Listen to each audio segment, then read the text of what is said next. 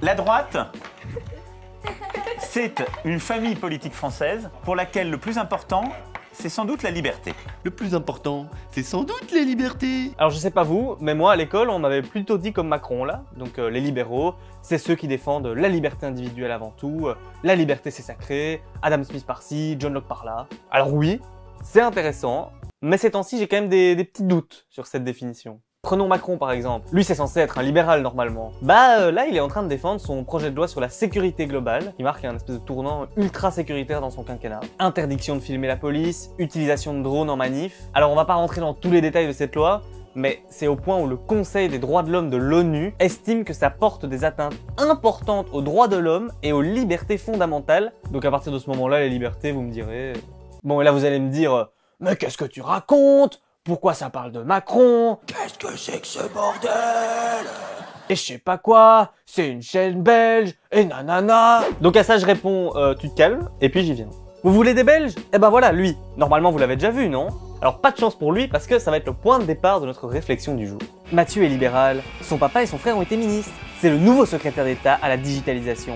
Il a déjà déclaré qu'il ne comprenait pas le concept de Twitter et son site internet ne contenait qu'une photo de lui en mauvaise qualité. Alors est-ce qu'il a été engagé pour ses compétences? En tout cas, la question est posée.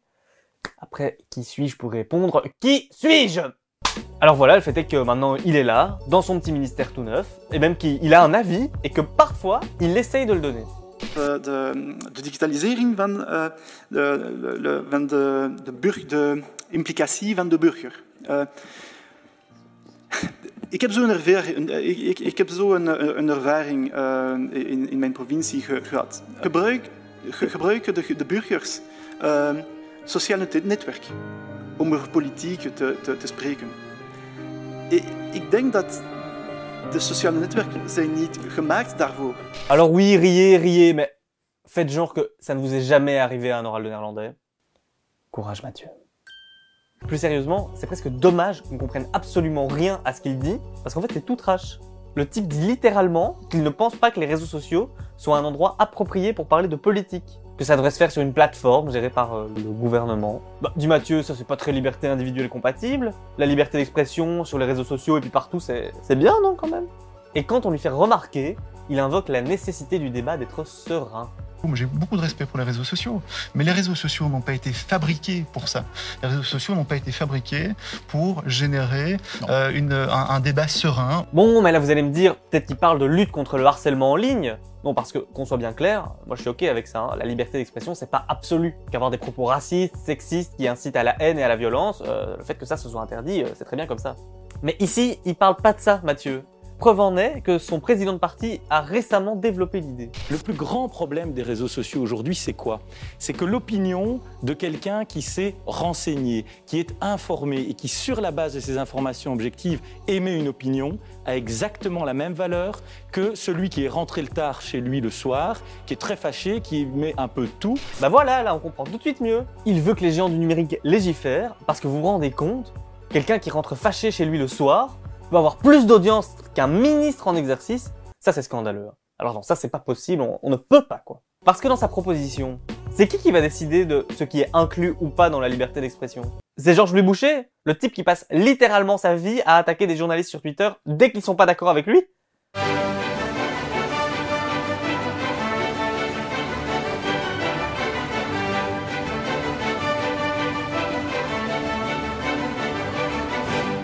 Il s'était même fait taper sur les doigts par l'association des journalistes de Belgique. Georges-Louis Boucher, il serait temps de comprendre que votre position ne vous autorise en aucune manière à vous ériger en juge du travail journalistique. AJP Journaliste vous conseille de respecter la liberté d'expression des journalistes. Bon, bref, revenons à notre petit extrait. Évidemment, ici, il est subtil le bougre, parce qu'il mélange absolument tout. En 3 phrases, il mélange fake news, discours haineux et gens qui se plaignent. Et hop, solution magique, lui, il veut faire une loi qui contraindrait les géants du numérique comme Facebook à agir là-dessus.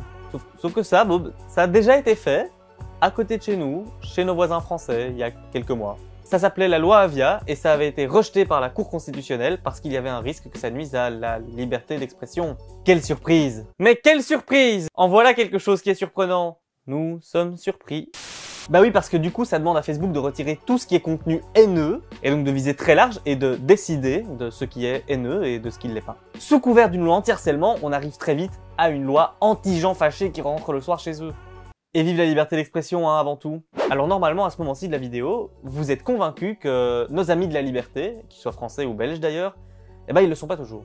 Ou en tout cas que ces derniers temps, ils ont une petite tendance à se raidir comme ça. Ils sont tendus. Ouais, ils sont tendus, voilà, ils sont tendus. C'est quoi qui les rend tout nerveux, prêts à nous couper le sifflet sur Facebook, à nous mettre des gros drones au-dessus de la tête? Et c'est là que ça devient très intéressant. Parce que ce que je m'apprête à vous dévoiler, c'est le fruit d'années de recherche, et surtout, ça va changer à jamais votre perception de la réalité. Ah, tu tiens super bien le suspense, hein. Oui, je sais. Ou alors le youtubeur complotiste, j'hésite. Alors pour ma petite démonstration, je vais m'attarder sur quelque chose qui, pour vous, semble peut-être un détail, et qui, en tout cas dans la presse, est passé comme une petite actu, voire quasi un fait divers. Et pourtant en Belgique, très récemment, il y a un de nos droits qui a été attaqué. Méchamment attaqué. Ce droit, il s'appelle le droit de grève. Et voici son histoire. Remise en contexte, on est en octobre 2015, un automne chaud, où c'est peu dire que la colère bouillonnait, austérité, relèvement de l'âge de la pension, nouvelles taxes, le gouvernement Michel naît à peine que la résistance s'organise déjà. Après une grande manifestation rassemblant plus de 100 000 personnes, une grande journée de grève a eu lieu, 300 grévistes de la province de Liège bloquent un viaduc sur une autoroute. On pourrait croire que cette histoire s'arrête là, et pourtant, novembre 2020, 17 de ces syndicalistes sont condamnés pour entrave méchante à la circulation. Alors, on va pas aller dans les détails, déjà parce que c'est chiant, et de deux, je suis pas le quart d'un juriste, mais j'ai quand même un peu cherché pour comprendre un minimum ce qu'il y a derrière. Et du coup, ils ont été condamnés sur base de l'article 406 du Code pénal. Alors, qu'est-ce qu'il dit cet article? Il dit que sera puni celui qui aura méchamment entravé la circulation par toute action de nature à rendre dangereux la circulation ou l'usage des moyens de transport ou à provoquer des accidents. Bref, c'est bloquer une route avec la volonté de nuire à l'intégrité physique des gens. Cet article il se trouve d'ailleurs dans la section homicide volontaire non qualifié de meurtre et lésion corporelle volontaire. Ces 17 syndicalistes, ils ont été condamnés à de la prison avec sursis et à des amendes qui peuvent quand même aller jusqu'à plus de 4 000 €. Qu'on soit bien clair, normalement, ce n'est pas aux tribunaux de gérer les conflits sociaux. D'ailleurs, lorsque l'article 406 du Code pénal a été instauré dans les années 70, le législateur avait affirmé au Parlement que ça ne serait jamais utilisé contre des piquets de grève pacifiques. Ce qui jusqu'à récemment ne s'était effectivement jamais produit. Parce que si on part comme ça, alors on peut jouer au con, hein. Toute manif, c'est une entrave à la circulation. Et sans des actions comme celle-là, je vous fais pas un dessin, hein. Pas de journée de 8 heures, pas de congés payés, pas de vacances. L'histoire sociale de la Belgique, elle est pavée d'entraves à la circulation. L'histoire sociale de la Belgique, c'est une entrave à la circulation. Mais alors là, nos libéraux, ils vont la défendre, notre liberté de s'organiser, de se mobiliser, non? Bah, en tout cas, quelqu'un comme Georges-Louis Boucher, il a défendu cette décision de justice bec et ongle. Pour lui, il ne s'agit pas de contester le droit de manifester, hein, mais bien de respecter le code de la route. Bon, Georges-Louis, t'es homme politique ou moniteur d'auto-école en fait? Un peu facile, Georges-Louis. Un peu facile. Mais si je m'attarde autant sur cette histoire des 17 syndicalistes, bah déjà parce que je fais absolument ce que je veux, et si maintenant je veux Mathieu Michel ici jusqu'à la fin de la vidéo, bah il y est. Mais c'est surtout parce que c'est très significatif évidemment. La liberté syndicale, c'est un truc que les libéraux n'aiment pas. Je fais semblant d'être choqué, vous aussi vous faites semblant d'être choqué, tout le monde le sait. Et instinctivement, vous savez même pourquoi. Ah, parce que ça touche à l'économie, aux entreprises, aux patrons. Et ça va être leur limite en fait à nos copains. Surtout dans une période comme celle-ci.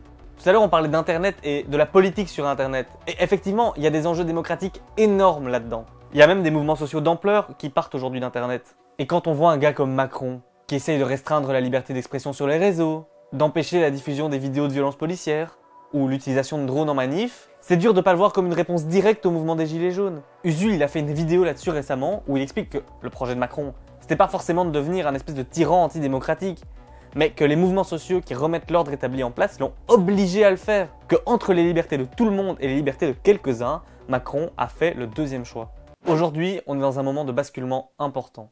Il y a des questions de société énormes qui nous attendent au coin de la rue. Notamment, qui va payer pour les dégâts de cette crise? Est-ce qu'on va refinancer l'hôpital public? Est-ce qu'on va faire quelque chose pour le climat? Peut-être un jour. Et en parallèle de ces questions, on a des gens de plus en plus méfiants. Et à raison. Parce qu'on sent bien que les applaudissements c'était hier, et que demain c'est le retour de l'austérité. Et il est fort à parier que cette méfiance, elle s'exprime très vite dans la rue.